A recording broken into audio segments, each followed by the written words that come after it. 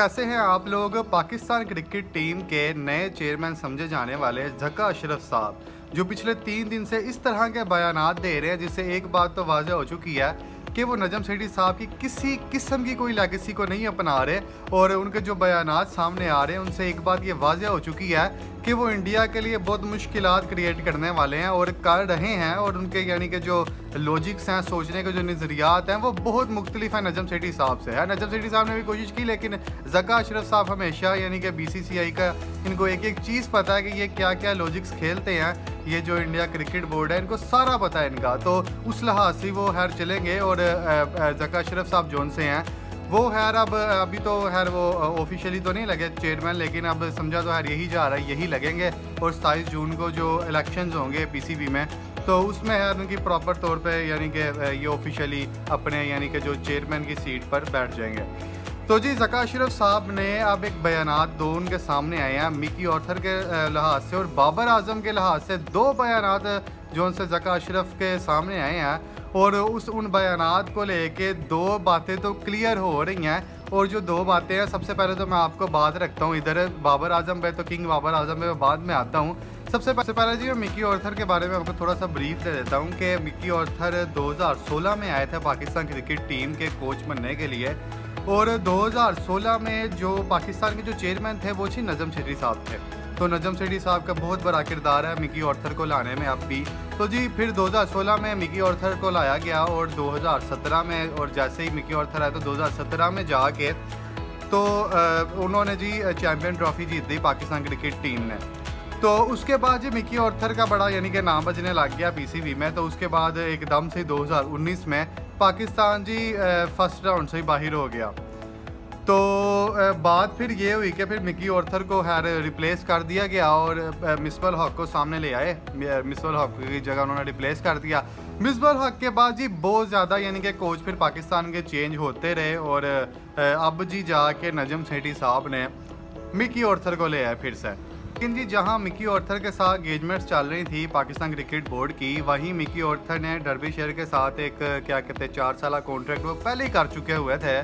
और फिर जी Mickey Arthur ने बोला कि जी जो इंग्लैंड का जो सीज़न है काउंटी का जो सीज़न है वो चलता है जी अप्रैल से लेकर सितंबर तक। उसके बाद जी मैं आपके पास साथ अवेलेबल हूँ। तो अगर उससे पहले मैं आपको एक टीम देता हूँ जी ऑनलाइन। फिर पाकिस्तान बोर्ड ने एक ऑनलाइन स्कीम मुतरफ़ करवाई वो कोचिंग की। तो जी वो कहते हैं कि जी मैं आपको एक टीम दे देता हूँ, तो टीम आगे से इंगेज हो जाती है, तो तब तक आप इससे गुजारा करें, तो उसके बाद फिर मैं आपको ज्वाइन कर लूँगा। जहाँ जी ऑनलाइन कोचिंग की जो क्लासेस वो चल रही थी और उसमें आपको ये भी पता है कि जी एशिया कप भी इसी साल और वर्ल्ड कप 2023 भी इसी साल है। तो जी मिकी ऑर्थर को सिर्फ एक दिन मिलना था, वो था इंडिया और पाकिस्तान का जो सा एशिया कप का जो सा मैच है, उसमें जब मिकी ऑर्थर साहब ने जो सा वो अवेलेबिलिटी देनी थी, उसके अलावा किसी दिन भी नहीं थी देनी। और खैर ये आगे सीज़न इतने ज़्यादा थे तो जी सिर्फ और फिर उसके बाद जी मिकी ऑर्थर ने दोबारा से लंदन चले जाना था अपनी वो क्या कहते हैं काउंटी के लिए। तो जी सारी ये बातें थी जो मिकी ऑर्थर की थी। जी बात ये है कि जैसे कि आपको पता है कि एशिया कप से पहले ही तो अफ़गानिस्तान के साथ है पाकिस्तान का मैच यानी कि सीरीज़ है। उसके बाद जी WTC का फ़ाइनल है, उसके यानी कि जो मैचेस हैं उसके वो श्रीलंका पाकिस्तान ट्रैवल करना है टेस्ट मैचेस के लिए। तो जी उसमें भी मिकी ऑर्थर अवेलेबिलिटी नहीं थी मिकी ऑर्थर की।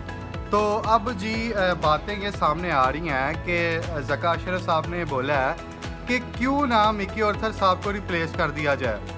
और मुझे जहाँ तक नज़र आ रहा है कि जी मिकी ऑर्थर साहब को अब देखते हैं किसके साथ ये रिप्लेस करते हैं। जो उनसे जका अशरफ साहब है ऑब्वियसली वो ज़्यादा बेहतर जानते हैं कि जी अब जाहिर सी बात है जब मिकी ऑर्थर साहब जो अवेलेबल ही नहीं है, उन्होंने जी अपनी टीम में तारीफ़ करवा दिया कि जी आप अपनी टीम से गुजारा करें और पेमेंट भी मिकी ऑर्थर साहब को वैसे ही मिलनी थी।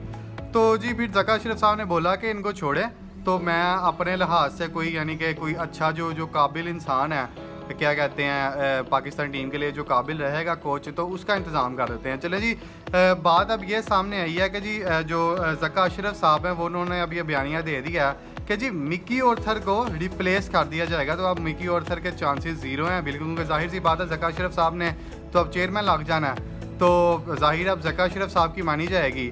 तो अब मिकी ऑर्थर का जी बहुत मुश्किल लग रहा है कि अब वो पाकिस्तान क्रिकेट टीम का हिस्सा रहेंगे। अच्छा जी, अब बात करते हैं दूसरी तरफ बात करते हैं जी किंग बाबर आजम की। बाबर आजम के हवाले से आपको सारा पता होगा कि जी बाबर आजम के बगैर जो पूरे वर्ल्ड की क्रिकेट है ना, वो अधूरी है। और बाबर आजम ने जो विराट कोहली को भी रिप्लेस किया है, यानी कि उनके रन्स में, और बड़े बड़े प्लेयर्स के दुनिया के जो उनसे बड़े बड़े प्लेयर्स हैं उनके सामने अपने बाबर आजम ने अपना सिक्का मनवाया है। और बाबर आजम के लिहाज से ये जैसे ज़का अशरफ साहब आने लगे थे तो उनका भी हर जैसे थोड़ा सा सामने आया कि जी नजम सेठी साहब छोड़ के जा रहे हैं। तो ज़का अशरफ साहब जब आने लगे थे तो तब लोगों में एक बात फैल गई कि अब बाबर आजम का क्या होगा, क्या पता ज़का अशरफ साहब आके तो अपनी कोई मर्ज़ी का यानी कि कप्तान रख लें। लेकिन बात अब ये सामने है कि जी ज़का अशरफ साहब है वो खुद बाबर आजम के बहुत बड़े फ़ैन हैं। और उन्होंने उनका एक बयानिया सामने आया, उन्होंने बोला है कि जी बाबर आजम की जगह कौन रिप्लेस कर सकता है। कोई इतना कोई अभी प्लेयर है पाकिस्तान टीम में कि बाबर आजम जैसा यानी कि क्लासिक प्लेयर की जगह किसको यानी कि हम रिप्लेस करेंगे, तो ऐसी कोई बात नहीं है। और क्रिकेट फैंस है वो परेशान ना हो, बाबर आजम हमेशा से पाकिस्तान का कप्तान रहेगा। और क्या कहते हैं जब तक उनका इरा चल रहा है। और क्या कहते हैं, और इसमें ये भी किसी ने सवाल पूछा कि अगर पाकिस्तान वर्ल्ड कप हार गया तो क्या बाबर आजम को फिर रिप्लेस कर देंगे, तो उनके जवाब में यही यानी कि सवाल में यही उनका जवाब आया कि बिल्कुल नहीं।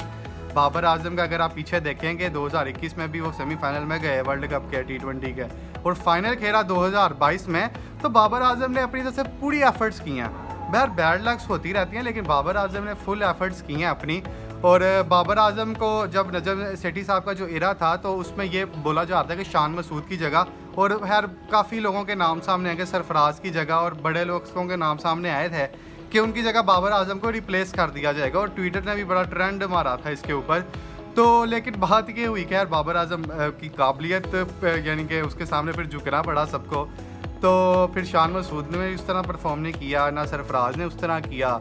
और जिनको भी यार सरफराज को तो छोड़े, बाकी जितनों के भी नाम आए थे, बड़े लोगों के नाम सामने आए थे, तो उनको भी यानी कि वो उस तरह परफॉर्म नहीं कर पाए। फिर बाबर आजम की जो उनकी कप्तानी थी वो उधर ही यानी कि रह गई, यानी कि वो फिर बाबर आजम ही कैप्टन रहे। तो फिर है वो कश्मकश में, अभी भी वो कश्मकश चल रही थी कि शायद बाबर आजम को अब रिप्लेस कर देंगे, लेकिन अब इस तरह की कोई बात नहीं हो रही। और बाबर आजम सारे जितने भी यानी कि फॉर्मेट्स हैं सारों में बाबर आजम ही कैप्टन रहेंगे। ये बाजी ज़का अशरफ साहब ने फाइनल तौर पे बोल दिया है। और अब जी बाबर आजम के फैंस को भी अब ज़रा ठंड रख लेनी चाहिए। और क्या कि इस गर्मी के मौसम में तो यार ठंड रखना बड़ा मुश्किल है, तो अब ठंडे हो जाना चाहिए कि अब बाबर आजम ही कप्तान रहेंगे सारे फॉर्मेट्स में। अच्छा जी, ये थी वीडियो। और अगर आपको वीडियो पसंद आई है तो शेयर कीजिएगा, लाइक कीजिएगा और सब्सक्राइब करना मत भूलिएगा। और अपना बहुत ज़्यादा ख्याल रखिएगा।